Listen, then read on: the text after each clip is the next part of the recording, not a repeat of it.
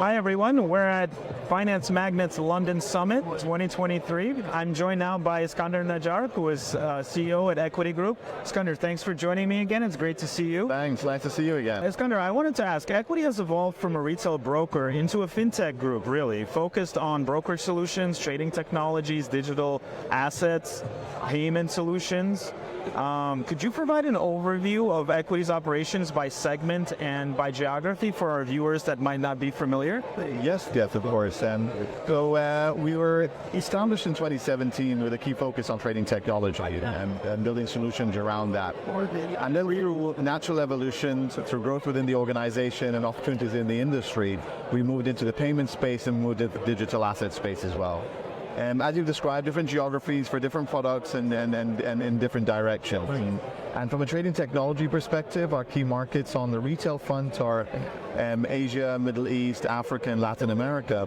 When we look at the B2B space, we're more equally distributed in terms of our geography of our client base. I see. On a global level. So now as we zoom into the payment space, our initial focus has been for operational efficiencies internally within Equiti, and we've been successful at dedicating resources to build those solutions out in 2023.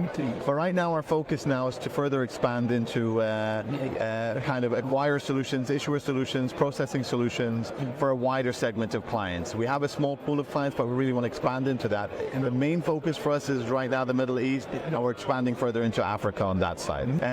Physical gold and digital assets, the primary focus where we've done a lot of work on drafting and assisting in drafting legislation for that space as well in the UAE. And we've also, so our main geography that we're targeting to begin with in our rollout is the UAE. Yep. Once we've been successful either in our SME exchange or in our gold tokenization project, we're looking then to start to expand those based on the demands of regulators, the interest that they have, and moving in that direction. And why has Equiti evolved into a fintech group? Is it because of your interaction with your clients, seeing what their needs are and kind of expanding on that? Or is it foresight from your end to kind of foresee changes that will happen in the industry and know that there will be companies or market participants that are looking for these solutions that you are offering today? I mean, it's a little bit of both. You know, internal demands within the organization, operational efficiencies that we've been looking for. And number two is client demand. So our clients are demanding different asset classes. Our clients are demanding different solutions. From a payment perspective, the conversion is key. And wherever you're able to optimize and make that solution as localized and as friendly as possible for your clients, that's a significant demand that really allowed us to open up the door and look into the opportunities within the payment space. The fact that we've been working so closely with the regulators allowed us to understand what their demands are and see what solutions we can provide that would fit into their requirement. We've always been localizing, and that's been our USP from day one. Yep. Building kind of global solutions, but localizing them from an onboarding perspective, from a client experience perspective. We're one of the first to issue derivatives on the Nairobi Stock Exchange, for example. So that element is always in the back of our minds, ear to the ground. What is the client looking for? What potentially do they not know that they're looking for, and building those solutions around that. We've been focused heavily on building the governance and frameworks within the organization to make sure our product team is constantly interacting with our sales team, constantly interacting with our marketing team to make sure that everyone is aligned and balanced in terms of what we're pushing to market and what the market is looking for at the same time. I wanted to touch base a little bit on the institutional front and prime brokerage front. So Equiti mainly services the UK and European markets today. I've seen recent research that shows that the buy side is increasingly concerned with like reduced liquidity and a higher cost of onboarding a prime broker. I think I've actually discussed that with other members of your team in previous interviews. And the study that I'm referring to revealed that firms with an AUM below 1 billion, they face a limited number of providers, and really they were less satisfied with their options, right, in terms of who they could work with. How does Equiti operate on that front, on the PB and institutional front? We've been going through this cycle since for some time now. the number of PBs out there reduced, the demands of the PBs out there are increasing, and the cost of having that relationship is increasing. But that has been an opportunity for players similar to ourselves who can provide prime or prime solutions and provide access to underlying clients that might not have the balance sheet, might not have the technology to be able to touch on those points. Will this increase? I do believe so. Will the demands change? From a PB perspective, no.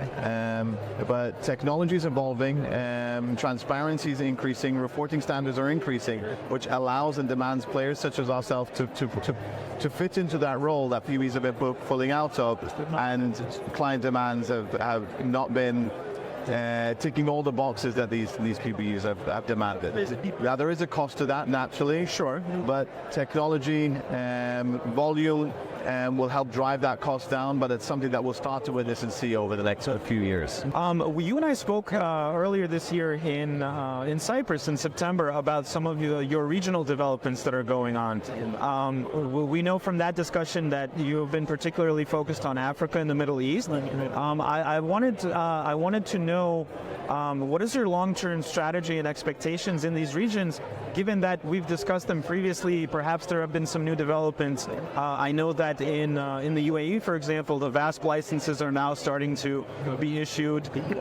We've covered some of that on FinanceFeeds recently. Has there been any new developments, and what are really the long-term goals for you in Africa and the Middle East? Okay.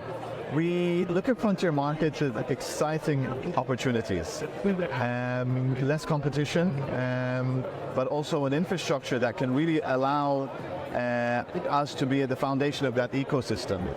And that's what we've looked at in terms of payment solutions. What can we offer that a lot of competitors can't? And that's why we start to target markets where the demand for more innovative payment solutions are out there, the technological demands are out there, and how can we fit into that angle? From a brokerage perspective, obviously key markets, as long as you have the right regulatory partnerships, as long as you keep that dialogue open with the regulators in those markets, then you're building an ecosystem. It's not kind of a sales targeted approach, but really allowing us to open up financial literacy programs, financial education programs, and help build foundations and growth of that.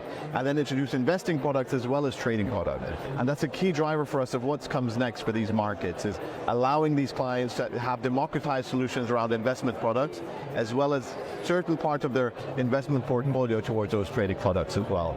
A key and exciting project that we've been focusing on very recently in the UAE in particular is physical gold delivery, as well as digital gold investment solutions. Interesting. We're rolling that out in Q1 of 2024.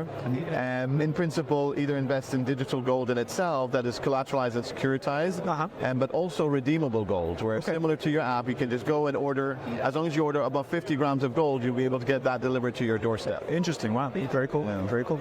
In our last interview, you also mentioned Asia, and that you are looking to secure a license somewhere in Asia. Can you share details on which jurisdiction you guys are approaching, and sort of what are the plans for Asia, considering that it's sort of, I would say, the last region in your sort of global expansion at this point? I mean, so everyone asks us that question, why did we go Asia last, where most brokers have gone Asia first? My experience, my partner's experience has always been in the Middle East and in Europe. So that was really the foundations of where Equiti's story began. And we understood the market, we understood the localization of those markets, and now we're better understanding scalability requirements around expanding into these markets. We submitted our mass license, so we'll be setting up hopefully in Singapore in around Q2 of 2024. What we're looking to do as well is have that kind of pillar, have that foundation stone, and build and expand from there. And will Asia be offering retail services as well, or at some point? At some point, we're looking at that, but primarily we'll be focusing on our B2B solution. But we'll, as always, keep our ear to the ground, understand client demands. Today we're very reactive. We have a small retail segment coming out of Asia, but we're very reactive towards that. But we will, with time, grow into that and be part of a more strategic solution. Nice, great. Well, Iskandar, thanks again for joining us. This is probably one of the last industry events that we're going to be attending this year, so I wanted to wish you and your team a happy holidays and all the best as we wrap up the year, and hopefully we'll see you in 2024. Thank you. Thank you very much. Great to see you. Pleasure. Yes. Pleasure.